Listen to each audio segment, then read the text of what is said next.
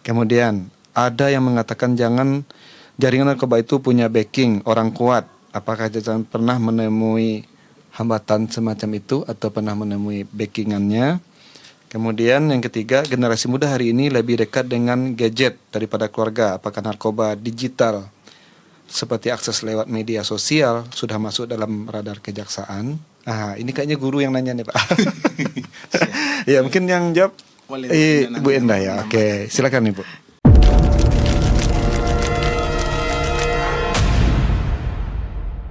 Assalamualaikum warahmatullahi wabarakatuh. Apa kabar pendengar Radio Pasaman FM dimanapun Anda berada?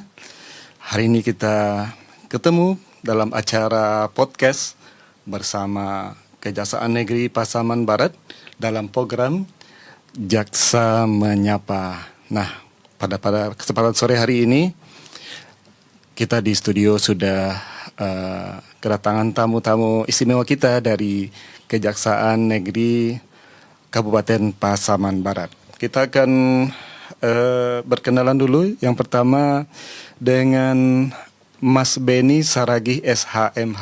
Siap. Selamat sore Pak. Selamat sore. Assalamualaikum warahmatullahi wabarakatuh. Teman-teman dari pendengar Radio Pasaman FM ya. Ya. Kami dari Kejaksaan Negeri Pasaman Barat melakukan program kami yakni Jaksa Menyapa pada hari ini.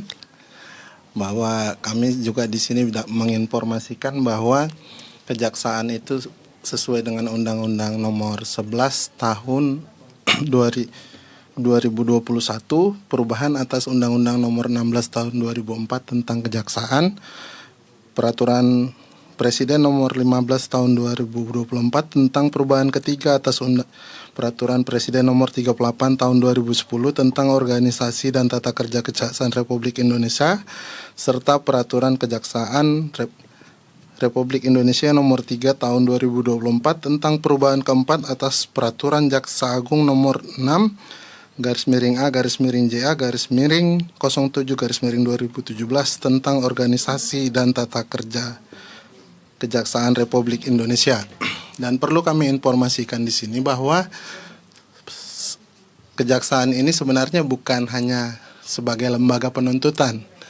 Dan perlu kami sampaikan juga dan informasikan bahwa sesuai dengan tadi Undang-Undang Nomor 11 Tahun 2021 sesuai dengan ketentuan pasal 30 bahwa kejaksaan mempunyai tugas wewenang tadi yang pertama saya sebutkan di pasal 30 diatur tentang penuntutan, bahwa dalam penuntutan ini jaksa melaksanakan penetapan hakim dan putusan pengadilan yang telah memperoleh kekuatan hukum tetap seperti yang sering kita lihat sendiri kan bahwa jaksa itu bersidang di pengadilan. Iya. Terus yang kedua itu di bidang perdata dan tata usaha negara. Di bidang perdata dan tata usaha negara ini kejaksaan ini dapat mewakili di dalam maupun di luar pengadilan berdasarkan surat kuasa khusus, namun terbatas hanya kepada yang berlabel pemerintah. Pemerintah dalam artian maksudnya siapa itu Pak?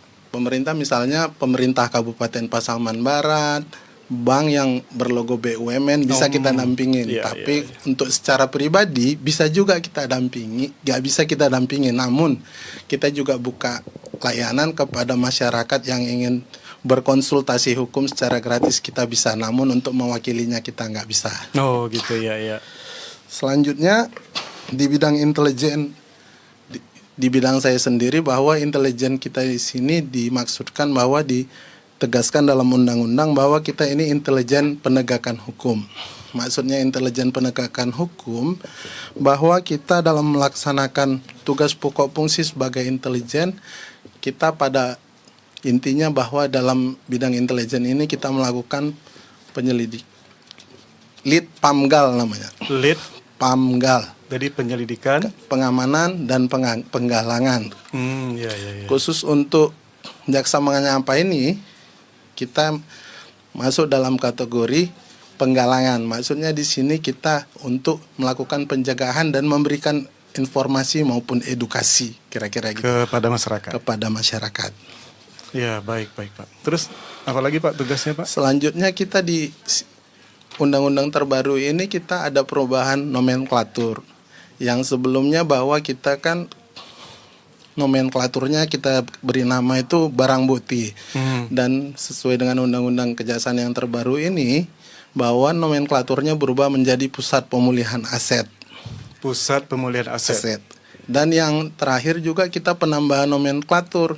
Kalau pernah kita lihat itu di TV kan, ada Jaksa Agung Muda Pidana Militer. Maksudnya di situ apa? Itu sebagai garis koordinasi kita terhadap pidana militer, ibaratnya single prosecution. Maksudnya di situ Jaksa Agung sebagai penuntut umum tertinggi, namun tidak mengurangi tugas pokok fungsi dari auditorat militer. Kira-kira gitu. Kalau selama ini kan istilahnya orang banyak taunya kejaksaan penuntutan ya Pak ya. Biasa di sidang gitu ya. Nah, alhamdulillah itu penjelasan dari Mas Beni ternyata ya banyak sekali tugas. Luas. Dan sangat mulia ya Pak ya. Ya. Dan kemudian kita berkenalan lagi dengan Ibu Endah Fajarwati SH. Selamat sore Ibu. Selamat sore Pak. Assalamualaikum warahmatullahi wabarakatuh. Waalaikumsalam warahmatullahi wabarakatuh. Dan Ibu Endah ini di Kejaksaan apa Bu? Ininya Bu, jabatannya? Saya di Kejaksaan sebagai Kepala Subseksi Pra Penuntutan di bidang tindak pidana umum. Seperti itu Pak. Jadi kalau sehari-hari itu Kalau tugasnya? keseharian saya itu menerima berkas dari penyidik, dari teman-teman penyidik dari kepolisian, itu meneliti berkasnya, kemudian menyidangkan perkara itu, seperti itu Pak. Menyidangkan sampai kita eksekusi nantinya terakhir. Ke pengadilan? Disidangkan di pengadilan, setelah itu eksekusi, tergantung dengan putusan pengadilan. Seperti itu. Ya, Masya Allah. Dan sekarang ini kita sudah berkenalan dengan, saya panggil Mas Beni atau Pak Beni kan Pak? Beni saja, jangan double. Karena Mas Beni ini nama Mas Beni ya Mas, Ya, bukan memang. artinya Mas Beni bukan kita panggil Mas. Bukan, memang namanya Mas. Karena Bapak asli mana Pak? Asli dari Sumatera Utara. Sumatera Utara. Siap. Wah, banyak saudaranya sini tuh Pak. Siap. Sumatera Utara di Pasaman Barat. Nah, pada kesempatan sore hari ini pendengar Radio Pasaman FM dan pemirsa Pasbar TV, pada hari ini kita live TikTok ya di media sosial. Dan di Radio Pasaman FM juga kita live. Anda bisa interaktif bersama kami di 0811 6611 080. Sekali lagi Anda bisa berinteraksi melalui WA, bisa juga melalui voice note.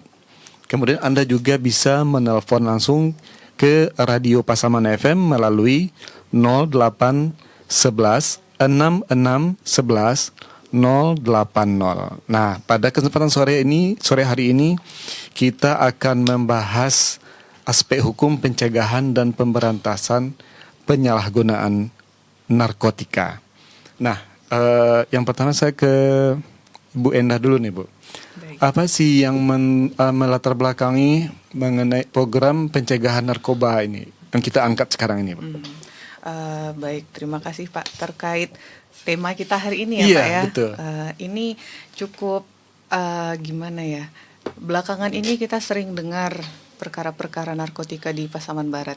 Kemarin sempat viral itu yang ada ditangkap di Kinali, yang kejar-kejaran itu Pak. Kayak mobil? Iya, yang mobil Iya. box. Nah, ada yang barang buktinya 3 karung, ada yang banyak kan, ada yang Iya. sampai puluhan kilogram, bahkan ada sampai isu beredar di luar sana katanya yang BB-nya sampai 500 kilogram. Wah, setengah ton. Iya, itu kan kita lihat kan yang membawa kan mobil-mobil besar. Nah, jadi ditambah juga dengan kami penanganan perkara di kantor itu, ini baru pertengahan tahun ya Pak ya, namun Yeah. perkara tindak pidana narkotika ini benar-benar sangat banyak lah gitu Pak, bisa dibilang sangat banyak gitu. Bahkan Pasaman Barat, dalam 1 minggu itu kita bisa masing-masing jaksa itu bisa menerima SPDP dari penyidik ya, surat pemberitahuan dimulainya penyidikan terkait Ya. tindak pidana narkotika itu bisa sampai 5 seperti itu Pak. Jadi cukup Per minggunya miris. itu, Bu, ya? Nah itu Pak, itu cukup miris kita gitu.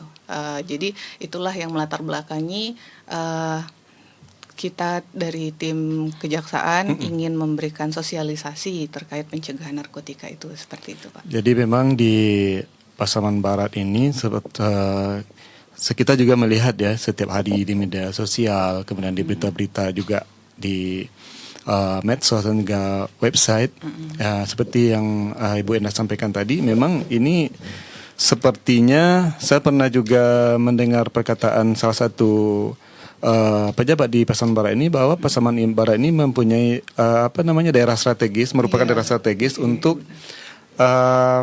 peredaran narkotika. Iya, termasuk narkoba. perlintasan juga kan Pak ya. Perlintasan Kita itu antar kabupaten ya, Bu, Iya, antar kabupaten dan provinsi ya. mereka juga perlintasan itu banyak yang dari Aceh, dari Penyambungan lewat sini gitu Pak. Iya, Nah, iya, jadi iya. kita termasuk daerah perlintasan. Termasuk ini ya, Bu ya. Nah, kemudian ini Bu, apa saja sih pertama pengertian narkoba dulu dalam hal pengertian di kejaksaan ya, narkotika, dan apa jenisnya yang ditangani gitu. Iya baik itu Pak. Terkait pengertian narkotika, karena kita ingin mengenali narkotika tentu kita harus tahu dulu ya Pak ya definisinya apa itu kan. Iya. Nah narkotika itu sendiri dalam Undang-Undang Nomor 35 Tahun 2009 itu disebutkan merupakan sebuah zat ataupun obat yang terbuat dari tanaman ataupun bukan tanaman, yang bersifat sintetis atau semi sintetis, yang dapat menyebabkan penurunan kesadaran, hilangnya rasa, berkurangnya atau menghilangkan nyeri, dan dapat menyebabkan ketergantungan. Seperti itu untuk pengertiannya, Iya, apa yang dimaksud dengan narkotika. Sementara kalau tadi Bapak tanyakan terkait jenis-jenisnya, itu undang-undang sekarang menggolongkan dalam 3 golongan gitu Pak. Apa aja tuh, Bu? Nah, yang pertama itu golongan 1. Golongan 1 itu narkotika yang digunakan hanya untuk tujuan pengembangan ilmu pengetahuan. Nah, jadi itu makanya penyalahgunaan ya, Bu ya? Iya, nah itu. Jadi iya. tapi hanya digunakan untuk pengembangan ilmu pengetahuan, tapi tidak digunakan untuk keperluan medis dan terapi seperti itu, Pak. Nah, dan ini memiliki resiko ketergantungan yang sangat tinggi. Contohnya itu seperti opium, kokain, heroin, metamfetamin, atau yang sering kita dengar sabu. Nah, kanabis atau yang sering kita dengar ganja, itu termasuk golongan 1. Nah, kemudian ada golongan 2 ini digunakan sebagai untuk alat pengembangan ilmu pengetahuan juga, namun pada saat-saat mendesak, saat-saat terakhir bisa digunakan sebagai obat terapi medis, tapi ketentuannya banyak sekali, dan ini juga menimbulkan resiko ketergantungan yang besar juga. Kemudian ini contohnya bisa seperti morfin, eknonina gitu. Kemudian yang golongan 3 ini obat-obatan yang digunakan dalam terapi medis, dan resiko ketergantungannya ini bisa dibilang lumayan rendah seperti itu. Contohnya etilmorfina, kodeina, palkodina seperti itu. Iya, tapi kalau yang di Pasaman Barat itu apa, Bu, yang dari sekian yang Ibu Endah sebutkan tadi itu yang paling banyak di di Pasaman Barat itu apa? Nah, kalau yang selama ini yang kita tangani ya Pak ya, 2 jenis saja Pak di golongan 1 itu, sabu dan ganja. Sabu dan ganja ya. Nah, apakah banyaknya kasus itu apakah penyalahgunaan atau penjualan atau pengedaran? Nah, itu kalau dari ini ya. Bervariasi Pak, bervariasi. Bahkan penjual pun ada, pengedar juga ada, kurir juga ada, juga pernah itu Pak. Transito juga pernah. Kemudian pengguna juga banyak seperti itu. Cuma berarti banyak tadi, Bu ya? Banyak Pak. Ininya apa istilahnya? Klasifikasi klasifikasinya pelaku tindak pidananya banyak Pak. Tidak hanya penyalahguna seperti itu. Jadi pertama dia dari produsen dulu. Ada yang memproduksi. Nah, cuma kalau untuk di Pasaman Barat sejauh ini belum ada yang kita tangani. Yang saya tangani yang terkait produsen belum ada. Kemudian ada yang menjual. Kalau seperti ganja itu kan kalau menanam termasuk produsen tuh kan, Bu ya? Kalau ganja itu menanam jatuhnya ke beda lagi pasalnya itu Pak, bukan pasal produksi. Nah, produksi ini hanya untuk yang semi sintetis dan bukan tanaman. Berarti membuat ya? Iya, membuat atau meng-create ya, mencampur ya? Iya, benar seperti itu. Nah, jadi kalau untuk ada produsennya tadi, ada pengedarnya, ada bandarnya juga, ada kurir atau perantara, ada yang memiliki dan menguasai saja, serta ada yang terakhir itu penyalahguna. Tapi ada juga satu lagi nih Pak yang sering terlupakan oleh masyarakat. Apa ya. Itu, Bu? Itulah yang mengetahui tapi tidak melaporkan. Nah, Mengetahui dalam artian? mengetahui misalnya ada seseorang dia tahu ada keluarganya atau seseorang itu entah pengguna atau memiliki narkotika atau iya. menjual tapi dia tidak melaporkan. Atau kita melihat orang yang mengkonsumsi misal. Iya, tapi kita tidak melaporkan. Nah, itu kita juga bisa dipidana Oh, seperti bisa itu. dipidana juga? Nah, bisa. Itu maksimalnya ancamannya 1 tahun. Berarti Pak. kita membiarkan berarti ya? Iya, kita membiarkan saja. Iya. Nah, ini saya ke Pak Beni nih, Pak. Siap. Ini kita bicara Pasaman Barat. Siap. Dan Bapak sebagai kepala sesi intelijen nih Kejaksaan, Pak ya. Iya. Nah, dalam hal pencegahan narkoba ini, apa sih Pak yang menjadi ini concern Bapak nih? Kalau kita di bidang intelijen kan yang pertama itu kan kita fungsi kita beda dengan teman-teman yang ada di kepolisian maupun BNN. Kita kan bukan dari bagian penindakan. Iya. Kita menerima muaranya setelah tertangkap. Namun daripada itu kita juga kan kita ada data statistik juga dari yang disampaikan Bu Enda tadi. Setiap perkara yang kita tangani kan kita ada data statistik namanya. Bagaimana sih jumlahnya, apa saja sih jenisnya, klasifikasinya tadi. Iya. Dari situ kita juga mengolah data itu dan ujungnya tadi kita yang tadi saya sempat sampai informasikan kita dalam fungsi lead pamgal tadi kan kita melakukan pencegahan, edukasi dan informasi kepada masyarakat tentang bahaya narkoba ini melalui program Jaksa Menyapa ini melalui podcast radio kira-kira gitu. Iya. Nah, yang ininya Pak, yang menyentuh yang offline ke masyarakat itu apa saja Pak? Mungkin ada program-program gitu yang ini. Yang program-programnya salah satunya ini, terus yang kedua itu kan kita ada juga program kita Jaksa Masuk Sekolah. Kita mengedukasikan, menyisipkan lah istilahnya bahasa sederhananya, kita menginformasikan juga bahaya narkoba dan tindak pidana lainnya. Oh, jadi Bapak langsung ke sekolah-sekolah? Sekolah ada program Jaksa Sekolah dan kita juga meneruskan program prioritas Bu Kajati Sumatera Barat, Bu Yuni. Iya. Kita juga melaksanakan program Jasa Mengajar di sekolah. Gitu. Jadi, dan kita sisipkan juga gini gitu loh. Iya. Itu apa aja tuh Pak di ininya Pak? Iya, dalam rangka pencegahan tadi yang disampaikan gitu. Dalam pencegahan kita bahaya-bahaya gitu ya. berikan pemahaman saja kira-kira narkoba itu gimana sih kita untuk mencegah biar kita jangan tertarik ataupun mencoba ataupun terlibat kira-kira gitu kita berikan. Tapi khususnya kita pada saat ini tahapannya ke anak SMP dan SMA karena lebih mudah kita menyampaikan informasinya dan pemahamannya kurang lebih seperti itu. Iya. Berarti lebih banyak itu memang kalau dari aspek seperti kalau saya simak dari yang Bapak sampaikan tadi itu lebih banyak ke pencegahan dini ya Pak. Siap. Jadi dengan pembekalan kemudian menyampaikan ya edukasi lah berarti ya. Itu apakah memang lembaga kejaksaan saja atau ada bekerjasama dengan lembaga lain gitu, atau kepolisian atau BNN gitu? Nah, kita dari program kita itu kan kita hanya melakukan edukasinya itu ke dinas pendidikan ataupun kita penerangan hukum ke misalnya kita melakukan penerangan hukum juga ada juga program kita kita juga bisa menyisipkan bahaya narkoba ini ataupun bahaya tindak pidana lain. Misalnya kita melakukan penerangan hukum nih, misalnya di kantor bupati atau kantor wali nagari gitu.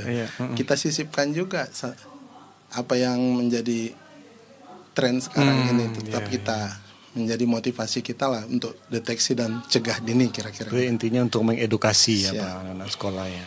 Nah kemudian saya mau ke Ibu Endah nih. Ini bagaimana hukum di Indonesia ini mengatur terkait tindak pidana narkotika, Bu? Dan perbuatan apa yang termasuk itu dalam tindakan pidananya? Yang pidana ya, Bu ya? Iya, yang pidananya itu Pak ya. Kalau dalam regulasi negara sudah mengatur dalam Undang-Undang Nomor 35 Tahun 2009 itu Pak tentang narkotika. Nah, jadi dalam undang-undang tersebut ada dikategorikan, saya ambil 5 lah. Saya garis bawah itu bisa dikatakan 5. Pertama itu tadi yang produsen. Iya. Produsen itu diatur dalam pasal 113. Nah, itu pidana penjaranya ancamannya minimal 5 tahun, maksimal 20 tahun. Kemudian untuk yang menjual, mengedarkan, itu kalau narkotikanya berbentuk tanaman, seperti yang tadi Iya, ya. seperti yang tadi.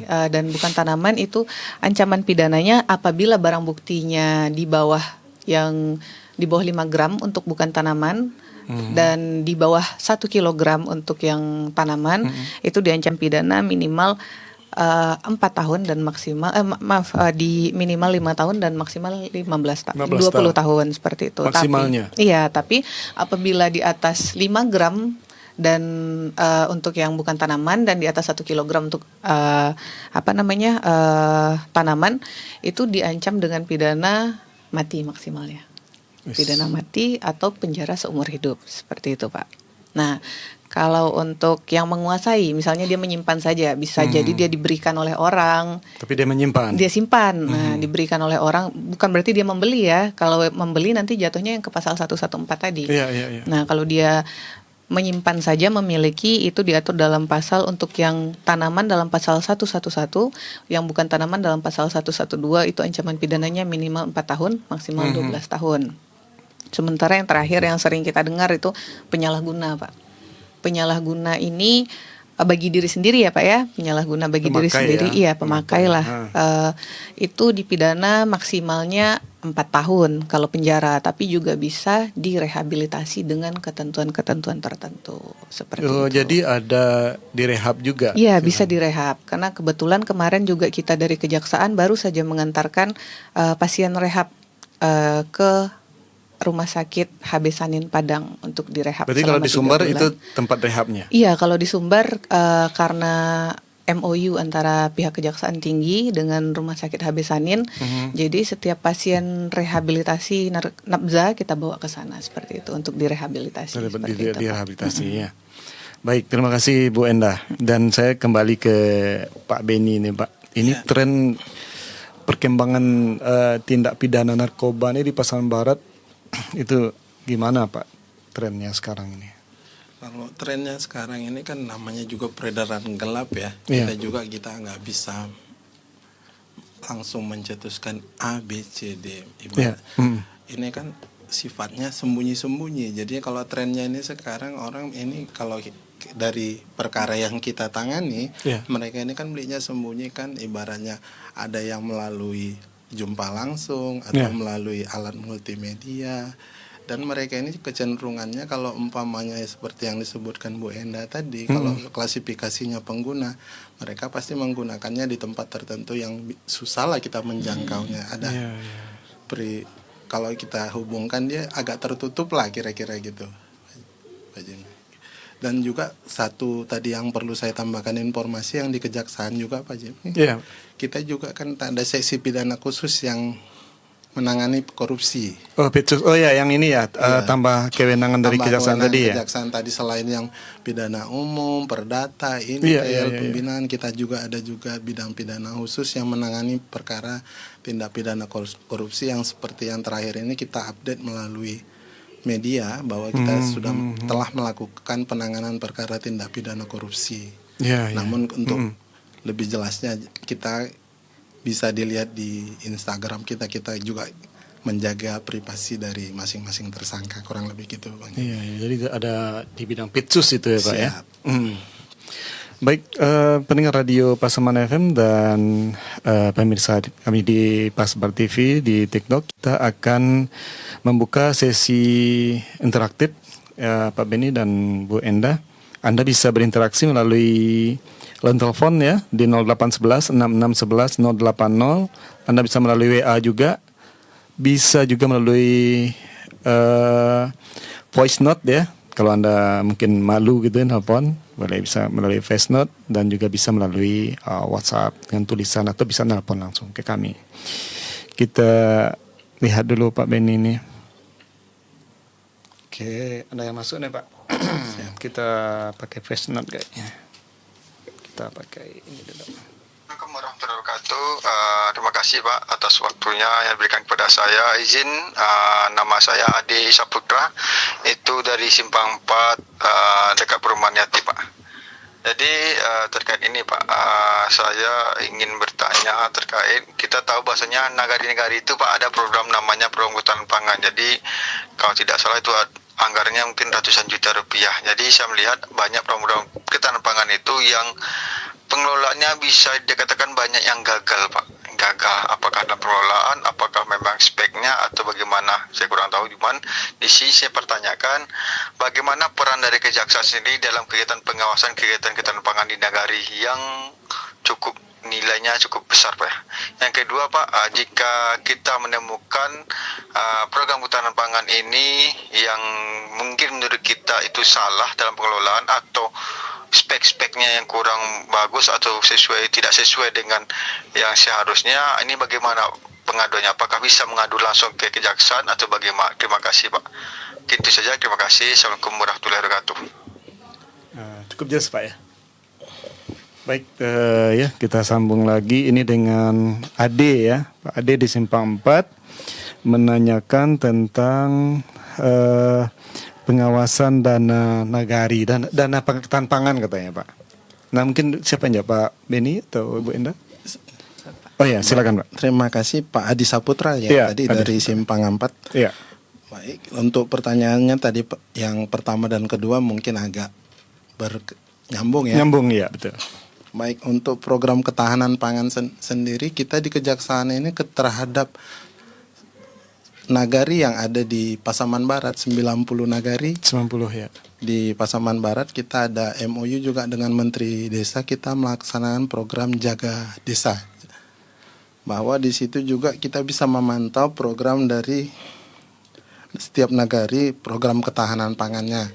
Ya. Dan kita monitor terus kan gitu. Dan sampai ke pusat itu dimonitor. Namun ketika ada seperti tadi Pak Adi Saputra melihat langsung ada hal-hal tertentu ya seperti yang disampaikan oleh Pak Adi Saputra, bisa datang langsung ke kantor ataupun bersurat ke kita. Ya. Ataupun bisa untuk sharing aja sebenarnya gimana sih, bisa juga kita terima langsung di kantor kalau maupun bertemu, namun dibatasi dengan jam kantor dan waktu kantor Senin sampai Jumat. Tapi kalaupun mau bersurat langsung bisa kita terima dan kita tanggapi langsung, kira-kira gitu Pak Jimmy. Ya, mungkin ada tambahan dari Bu Endah mengenai khusus yang ditanyakan Pak Ade. Dari saya sudah cukup. Sudah cukup ya. Mungkin saya ini juga Pak ya, karena saya di pers di dunia media, saya juga mengikuti perkembangan mengenai ketampangan ini kan cukup besar, Pak. Karena saya lihat di peraturan menteri itu 20% dari anggaran dana desa yang diterima itu dialokasikan untuk ketahanan pangan. Kalau Pasaman Barat kali 90 nagari. Itu ngeri juga biaya anggarannya tuh, Pak. Lumayan. Berarti dari Kejaksaan sendiri gimana, ada untuk pengawasannya, Pak? Maksudnya ada kerjasama dengan pihak lain atau dengan nagarinya, ada untuk pengawasannya atau gimana? Untuk pengawasan dan monitoring tadi seperti yang kita sampaikan, mungkin ada satu kelupaan yang kita sampaikan bahwa by system setiap nagari itu sudah melaporkan mata anggarannya by system kita, namanya sistemnya itu Jaga Desa. Jadi setiap anggaran itu udah ada Bapak monitor. Tapi dalam pelaksanaannya sekarang ada terjadi itu kan belum kita monitor secara keseluruhan. Karena kan banyak, Pak ya. Banyak satu. Yang kedua, ketika ini kan masih mereka kan dari teman-teman nagari ini kan masih mencantumkan jumlah anggaran dan kegiatannya.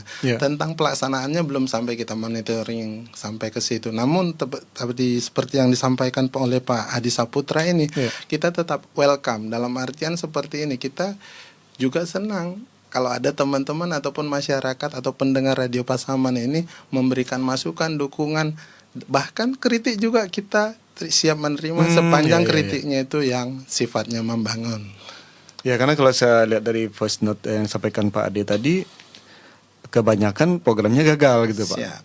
Jadi kan kalau gagal gimana, Pak? Apakah masuk kerugian atau gimana? Itu nanti jadi catatan kita. Terima kasih juga kepada Pak Adi tadi menyampaikan informasi. Nanti segera kita juga monitoring untuk informasi yang kita terima dari Pak Adi melalui program Jasa Menyapa yang disampaikan melalui voice note tadi yang kegiatan di Radio Pasaman FM. Atau nanti kita mungkin bisa bahas juga tuh, Pak ya. Nanti tema khusus kita buat untuk kedepannya pengawasan anggaran saya Pak ya, kayak di desa atau sekolah, misalkan banyak juga itu, Pak. Boleh, nanti kita canangkan kedepannya juga ininya ya, temanya ya. Keterbukaan informasi publik juga kepada kita dan memberikan edukasi juga kepada masyarakat Pasaman Barat khususnya. Baik. Terima kasih Pak Beni. Ya, ada lagi nih Pak Beni nih. Tapi nggak setuju emang nggak apa-apa juga Pak ya? Kita jawab ya, mana yang bisa namanya ya? Yang apa ya? Kita juga kan sifatnya fleksibel aja kurang lebih gitu Pak Jimmy. Ini aja masuk lagi nih Pak. Voice note lagi nih, pendengar kita biasanya mungkin telepon dia ini Pak, malu kali ya? Ya, lebih privasi. Assalamualaikum warahmatullahi wabarakatuh. Saya Dewi Anggriani dari Kampung Pasir. Saya melihat berita tentang korupsi di Pasaman Barat yang terjadi pada tahun 2018. Tapi kenapa diprosesnya pada tahun 2024? Sementara pekerjaan sudah dilaksanakan pada tahun 2018. Yang mau saya tanyakan, kenapa lama proses hukumnya? Terima kasih. Oke. Cukup jelas Pak ya. Pertanyaan berarti mungkin seperti kasus ini kali Pak ya, yang di Ujung Gading gitu. Ujung Gading. Itu tahun 2018 ya. Pelaksanaan pekerjaannya tahun 2018. Mungkin Pak Bini bisa ceritakan ya, mumpung ada pertanyaan. Baik, terima Dari kasih pemirsa kita. tadi ya Bu Dewi Antriani Iya. ya. Sini perlu kami informasikan yang pertama terkait dari pertanyaan yang disampaikan melalui voice note tadi, penanganan perkaranya kok terkesan lambat, bahwa itu dilaksanakan tahun 2018 kan Iya, itu iya, kurang iya. lebih gitu.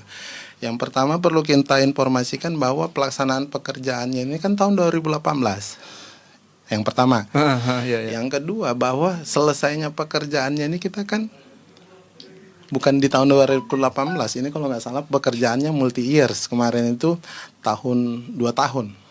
Pekerjaannya selesai 2019. Anggarannya besar juga berarti Pak ya. Anggarannya kurang lebih 9 miliar. Yang pertama, yang kedua. Yang selanjutnya bahwa dalam pelaksanaannya ini ya bisa dibilang tadi yang disampaikan ini lambat dalam artian seperti ini. Kita juga dalam penanganan perkaranya ini startnya kemarin kita memang setelah kita kan ada aturan bahwa dalam melakukan penyelidikan maupun penyidikan nggak bisa ketika waktu pelaksanaan pekerjaannya. Misalnya tahun 2018 dilaksanaan kita langsung masuk, enggak. Kita kan harus selesai dulu masa pemeliharaannya baru kita bisa masuk. Ya. Misalnya pembangunannya itu kan 2018, selesainya 2019. Setelah itu kan ada tenggang waktunya masa pemeliharaan. Yeah. Di masa pemeliharaan ini juga kita nggak bisa masuk melakukan pemeriksaan penyelidikan. Itu mungkin udah bisa berapa tahun tuh Pak? 2 ya? 3 ya? Nanti setelah Biasanya dari setelah kontrak selesai serah terima pekerjaannya itu biasanya 6 bulan. 6 bulan. Terus selanjutnya terkesan mungkin agak lama, mungkin gini ya, yang perlu kita informasikan sampaikan juga bahwa kita dalam menangani perkara ini nggak bisa secepat kilat gitu. Kita juga menganut prinsip kehati-hatian. Kenapa? Kita juga menjunjung tinggi HAM. Kita nggak sembarangan menuduhkan atau mentersangkakan orang. Kita harus punya 2 alat bukti yang cukup. Dan kalau bisa lebih juga kita kumpulkan. Kenapa? Sebenarnya banyaknya berarti ya Pak ya dikumpulin ya. Alat Barang bukti kan buktinya, 5. buktinya. Alat bukti kan 5. Minimal sekurang-kurangnya 2 alat bukti kita harus punya. Dan kita harus mematangkan dan memaksimalkan alat bukti itu sebelum kita menentukan sikap dan menetapkan seseorang sebagai tersangka. Mungkin itu kesannya agak lama, agak panjang, mungkin kurang lebihnya di situ.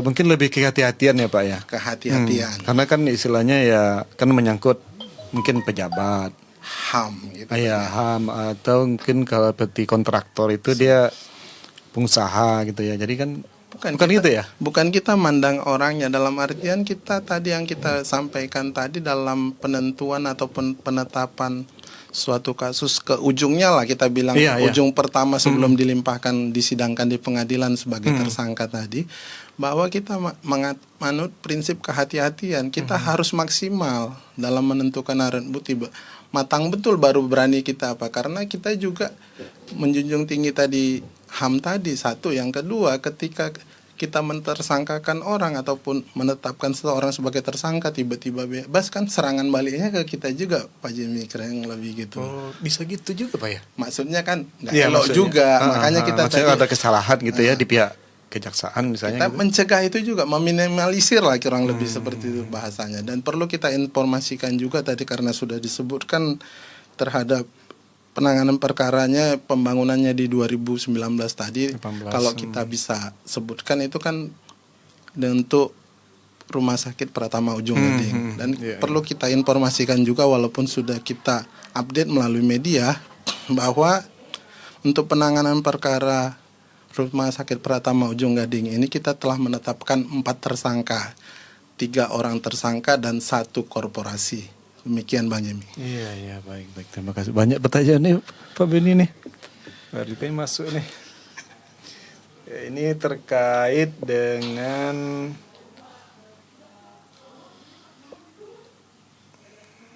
kita yang sesuai tema dulu Pak, ini kita bacakan.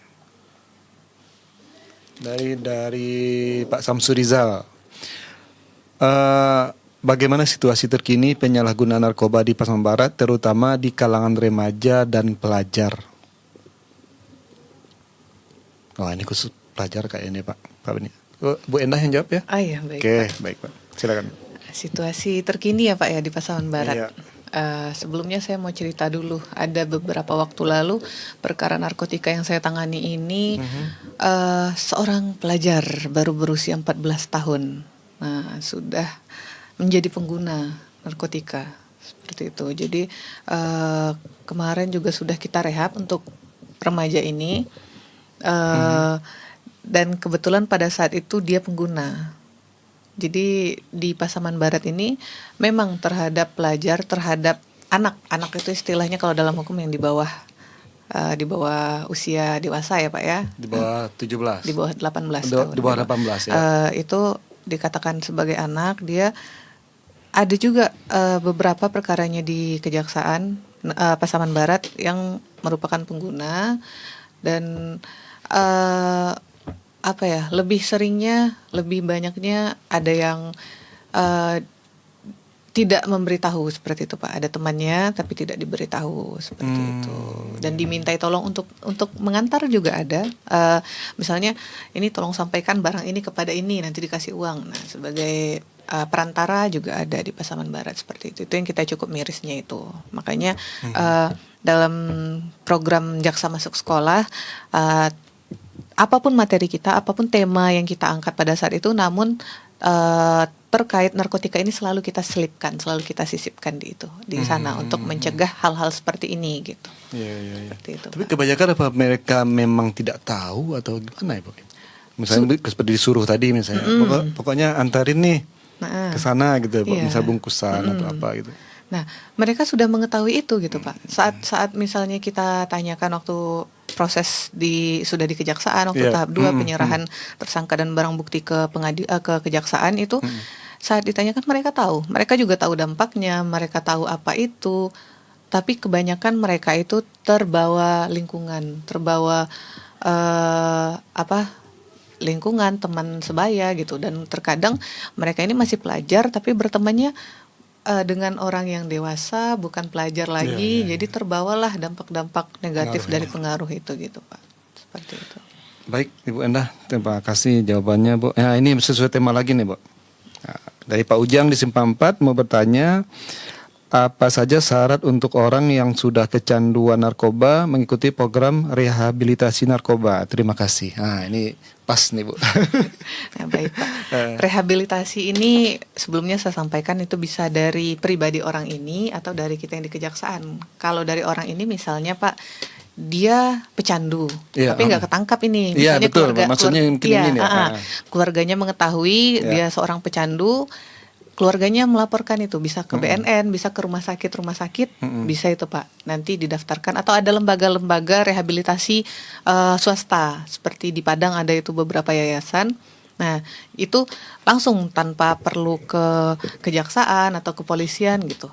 Memang BNN juga. Iya, BNN juga bisa dilaporkan ke BNN, ke rumah sakit seperti itu. Itu kalau secara mandiri ya. Secara mandiri. Jadi keluarganya saja yang melaporkan gitu, tidak terlibat kami di dalamnya. Tapi kalau misalnya dia tertangkap tangan sedang menggunakan atau memang pengguna si seseorang ini, itu nanti bisa kita rehabilitasi tapi dengan beberapa syarat. Di antara syaratnya itu pertama, barang bukti yang tertangkap padanya itu di bawah pemakaian 1 hari. Batas minimumnya kalau Bukan tanaman itu maksimal 1 gram, berarti di bawah 1 gram. Kalau tanaman itu di bawah 5 gram.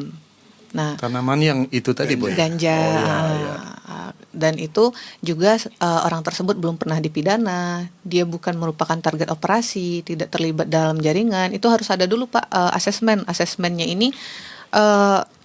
Asesmen terpadu namanya. Jadi dalam tim asesmen ini ada tim hukum yaitu jaksanya, ada dari pihak kepolisian juga, ada BNN, ada dari medis juga kedokteran di situ.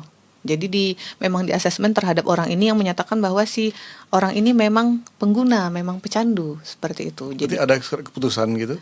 ada surat ketetapan surat asesmennya gitu Asesmen Pak. ya, Bu, Asesmen. Jadi nanti diserahkan kepada jaksanya, nanti itu diteliti lagi apakah syarat-syaratnya sudah terpenuhi semua seperti yang tadi batas pemakaian 1 harinya, belum pernah dipidana, bukan merupakan Syarat yang target lain operasi tadi ya. seperti itu kita bisa mengupayakan untuk dilakukan rehabilitasi sebagai penuntut umum, tapi kita hanya sebatas fasilitator. Jaksa di situ hanya sebatas fasilitator, Pak. Iya, kan ini menyangkut ini juga Bu. Kan dia istilahnya ada 2 nih ya. Berarti ada pidana potensinya ya, Iya, pidana dan ada untuk rehab. Di rehab. Rehabilitasi itu pun sebenarnya sanksi pidana juga seperti itu, Tapi Pak. kadang bisa ini juga tuh Bu. Jadi apa namanya ya?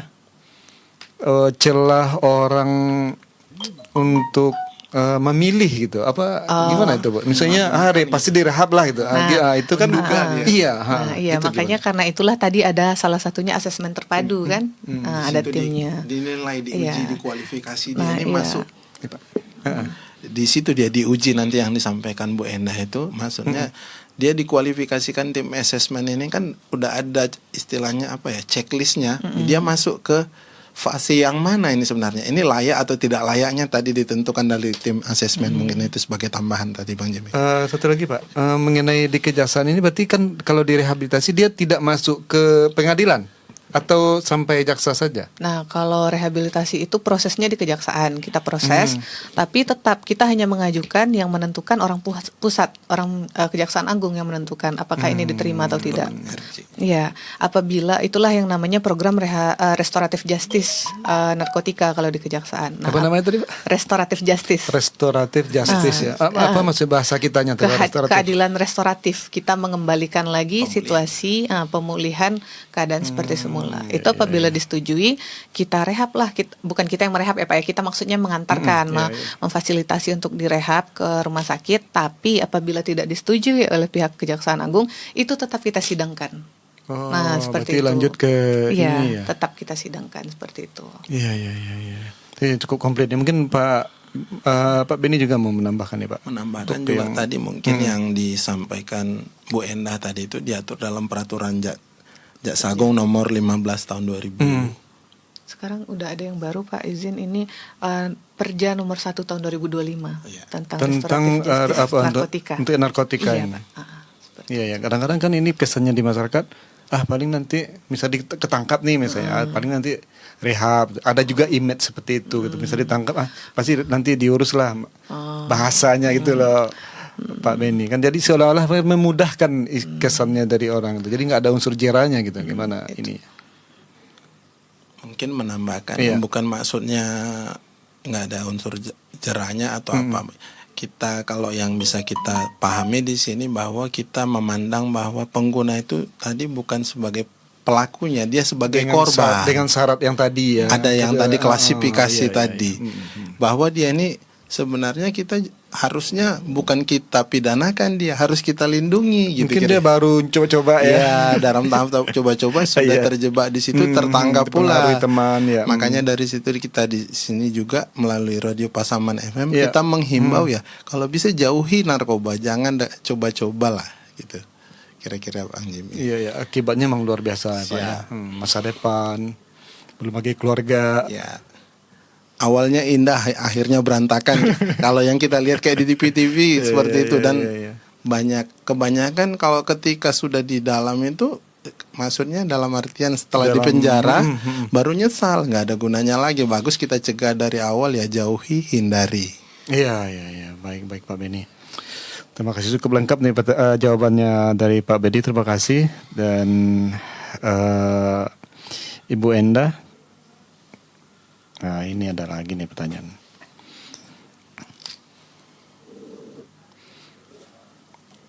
sebagai ini kayaknya guru nih Pak yang menanyakan nih Pak, sebagai pihak kejaksaan apa kasus narkoba yang memprihatinkan yang pernah ditangani di daerah ini? Kemudian ada yang mengatakan jaringan narkoba itu punya backing orang kuat. Apakah kejaksaan pernah menemui hambatan semacam itu atau pernah menemui backingannya? Kemudian yang ketiga, generasi muda hari ini lebih dekat dengan gadget daripada keluarga. Apakah narkoba digital seperti akses lewat media sosial sudah masuk dalam radar kejaksaan? Ah, ini kayaknya guru yang nanya nih Pak. Ya mungkin yang jawab Bu Endah ya. Oke, silakan Ibu. Kalau itu untuk kan ada 3 pertanyaan ya Pak ya. Iya ya, Yang tapi mungkin pertama hampir mirip tuh. Yang pertama yang paling menyedihkan kalau terkait dengan pelajar ya Pak ya, Iya, seperti yang saya sampaikan tadi, kita cukup miris melihat anak usia 14 tahun sudah kecanduan narkotika. Itu menurut saya yang cukup menyakitkan melihat generasi muda di Pasaman Barat ini. Nah, kemudian pertanyaan selanjutnya tadi yang Mengenai jaringan nih Bu yang backing pernah nggak seperti dari itu. pihak kejaksaan istilahnya menghadapi hambatan. menghadapi hambatan yang dari Kalau- backingan narkoba itu? Baik Pak, kalau saya pribadi ya Pak ya, kalau saya pribadi bisa saya bilang tidak pernah, belum pernah. Karena saya pernah nangani perkara bandar narkotika di Pasaman Barat ini kemarin pelarian itu Pak. Sebelumnya sudah pernah dipidana selama 10 tahun, dia jalani 4 tahun, dia dipindah ke lapas di Pariaman, dia kabur. Balik lagi ke sini jualan lagi. Nah, ketangkap lagi di sini, ketangkap lagi di sini. Itu dulu kan bahasanya orang pada bilang itu banyak backingan, makanya dia nggak ketangkap, dia bisa kabur apa. Tapi nyatanya alhamdulillahnya bisa kita tangani dan kemarin kita tuntut itu 18 tahun penjara. Ini yang terbaru itu Bu Yang ya? terbaru itu diputus oleh hakim pidana penjara selama kalau nggak salah saya 16 tahun waktu 16 itu. tahun. Nah, seperti itu. Jadi kalau ditanya apakah ada hambatan dari backingan, kalau sejauh yang saya rasakan sendiri belum ada sih Pak. Belum ada ya Bu Belum ya? ada seperti itu. Dan kemudian yang ketiganya Bu, ini mengenai gadget nih sepertinya dia lebih ke narkoba digital bahasanya nih Bu. Seperti Yang apa nih? menyebabkan kecanduan juga gitu ya, Pak ya. Apakah ini masuk dalam radar kejaksaan untuk mungkin edukasi mungkin ya? Nah, edukasi. Terkait digital juga kita sebenarnya juga menyelipkan materi-materi. Kita juga sudah beberapa kali mengadakan dalam jaksa masuk sekolah itu terkait cybercrime, cybercrime dan bijak bermedia sosial seperti itu. Mungkin bisa ini juga ya pencemaran ya, Pencemaran nama baik, bahkan pemerasan juga seperti itu. Undang-undang ITE mungkin. Iya, ITE, undang-undang ya, Pak. ITE. Nah, ada juga itu kita selipkan. Jadi bagaimana peran kejaksaan kita juga memberikan edukasi dan upaya preventif lah gitu ya Pak ya, Iya. pemahaman setiap kita bertemu langsung dalam kegiatan dengan teman-teman pelajar, kita juga selalu menyelipkan materi terkait itu Pak, cybercrime dan bijak bermedia sosial seperti itu. Tapi tidak sejenis ini ya Bu ya, tidak sejenis bahasa apa tadi? Sejenis narkoba digital ya, nggak sampai ke situ ya, atau gimana? Kalau menurut kita mungkin Karena kecanduannya nih. kecanduan ya, tapi kan tadi kan narkoba Sampai kan malam, ada, iya. narkoba kan Nggak, ada sejenis. beberapa definisinya. Kalau menurut saya sih belum lah ya Pak ya, belum. dapat. Walaupun dia kecanduan main scroll gitu.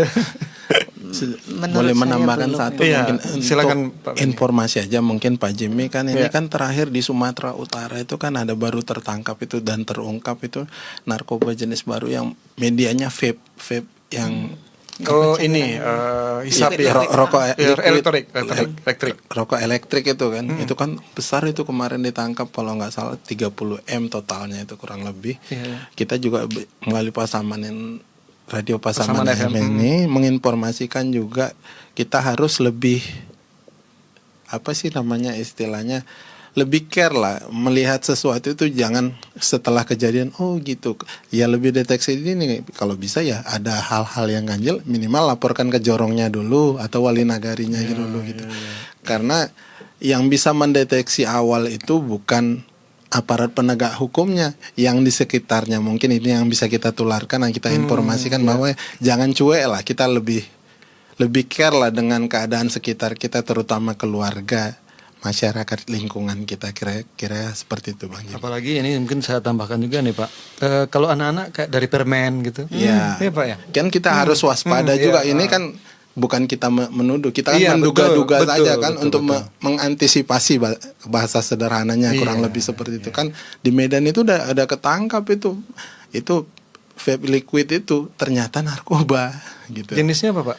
Kalau boleh tahu ininya. Jenisnya kalau nggak salah itu sabu-sabu, dia masuk golongan satu yang jadi juga sudah diolah ya. diolah dia di apa sih namanya, di daur ulang lah sehingga dia bisa dia bentuknya kayak bisa jadi cairan. Jadi zaman sekarang nih memang ngeri juga Pak ya.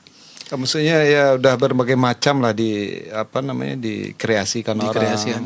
Intinya tadi itu dia Pak Jimmy ya, kita lebih waspada, lebih care, kita jangan cuek, dan kita nggak perlu jadi ibaratnya kayak istilahnya apa ya, kita bukan maksudnya ngerumpi, kita ngasih masukan aja, saran, dalam artian ya dalam penyampaian saran ini juga kita juga berhati-hati juga, jangan tadi jadi bersinggungan ataupun terkena dampak undang-undang ITE. Gimana yang santun tadi ibaratnya, tolonglah diawasin, sama-samain kita komunikasi yang menjadi kebiasaan di sini, yang menjadi biar bisa sama-sama saling paham, saling mengerti dan tidak menjadikan hal-hal yang negatif ya. Seperti itulah kira-kira Bang Jimmy. Artinya kepedulian kita bersama lah ya Pak ya. Pak Beni, Bu Endah, ini sepertinya waktu kita ya udah hampir habis nih Pak. Dan nggak terasa 1 jam kita bicara, kita membahas mengenai narkoba. Tapi ada lagi nih Pak, yang ini terakhir katanya Pak. Titip pertanyaan Pak, penutup jika sempat katanya Pak. Harapan dan aksi nyata. Apa satu hal yang menurut Anda harus diubah segera dalam sistem penanganan narkoba di daerah kita agar hasilnya benar-benar terasa? Kalau semua masyarakat mendengarkan podcast ini, ajakan paling tegas dan penting yang ingin disampaikan terhadap generasi muda. Ini dari Pak Guru juga nih Pak. Mungkin ini sekalian ini closing kita juga nih Bu. Ini Pak ya, harapan yang pertama tadi sistem yang harus diubah segera untuk sistem penanganan narkoba? Mungkin harus diperbaiki mungkin. Kalau menurut kami ya, para penegak hukum ya Pak ya, sebenarnya agar hasilnya lebih maksimal mungkin ya Bu. Sistemnya sudah cukup baik. Kelemahannya seperti yang disampaikan oleh Bapak kasih intel tadi, Pak Beni, kelemahannya hanya di awareness, hanya di kesadaran masyarakat dan lingkungan, seperti itu Pak. Jadi himbauan kita juga kepada masyarakat yang mendengarkan radio Pasaman FM ini pada saat ini, apabila ada indikasi atau kita mengetahui keluarga atau lingkungan kita memang terindikasi sepertinya terlibat dengan narkotika, entah apapun itu, sebaiknya kita laporkan. Nah, karena itu kalau kita melaporkan sendiri, dia tidak akan dipenjara juga, dia malah direhabilitasi gitu. Jadi lebih baik dilaporkan dulu daripada nunggu tertangkap, seperti itu. Itu kan juga sebagai pencegahan nantinya. Agar tidak membesar kemana-mana seperti itu. Karena awal-awal kan pasti mencoba dulu, pengguna dulu. Nah, kan? Nanti uang habis untuk beli narkotika ini, nggak punya uang lagi, lama-lama menjual nanti jadi agen nanti. Nah, itu kan lebih bahaya lagi seperti itu. Jadi himbauan saya dan harapan kami para aparat penegak hukum itu kepedulian dari masyarakat, dari keluarga terhadap orang-orang di sekitarnya gitu. Jadi jangan cuek, jangan beranggapan oh dia pakai narkoba, udah dia jangan didekati, jangan di ini gitu. Nah, itu atau biarin aja lah itu. Biarin saja, itu bukan urusan kita. Nah, jangan sampai seperti itu gitu. Karena dalam agama pun juga kan Pak, kalau kita tidak kita kan dihimbau untuk mencegah perbuatan yang mungkar. Jadi kita tahu perbuatan terkait narkotika ini salah, itulah kita laporkan. Pertama bisa kita nasihati dulu, tapi kalau memang nggak bisa kita masuk, disitulah kita laporkan nanti. Iya, baik Bu Endah, terima kasih. Dan ini dari Pak Beni nih, istilahnya statementnya yang tegas nih Pak untuk dalam hal tentang narkoba ini gitu. Kata-kata kita hari ini Pak. Ya sama seperti yang disampaikan Bu Endah tadi ya kan, kita harus lebih care lah, lebih peduli lah. Yang paling utama, kenapa hal yang bisa untuk menjadi benteng pertama itu kan keluarga dan lingkungannya, seperti yang disampaikan. Kalau ada melihat sesuatu yang kira-kira negatif, ya segera laporkanlah medianya pertama oleh Jorong. Yang pertama, yang kedua, ketika kita pun mendapat teguran melalui, kalau di sini Nagari ataupun Jorong, kita juga jangan langsung marah atau sakit hati, kita harus korektif juga. Iya. Kenapa? Kita harus sama-sama saling lah intinya kan gitu. Saling antar masyarakat. Terus satu juga ada juga untuk closing statement juga mungkin ini, kalau kita ada slogan kita di intelijen itu, kita harus kenali hukum, jauhi hukuman gitu. Kenali hukum, jauhi hukuman gitu. Kenali hukum, jauhi hukuman. Maksudnya kenali hukum ini, narkotika ini kan masuk kategori hukum. Iya. Tapi setelah kita didapati orang narkotika ini, ya pasti akan menjalani hukuman. Makanya slogannya kenali hukum, jauhi hukuman. Kira-kira gitu Bang Jimmy. So, itu closing statement yang yang pamungkas kita hari ini ya, Pak Beni ya, Bu Endah. Terima kasih banyak di kesempatan sore hari ini. Rasanya waktu terasa begitu cepat ya. Tadi kita mulai 16.45, sekarang udah 17.50. Jadi kita akhir dulu jumpa kita di sore hari ini. Mudah-mudahan kita lain waktu dengan tema yang berbeda. Kita akan bahas lagi bersama Jaksa Menyapa.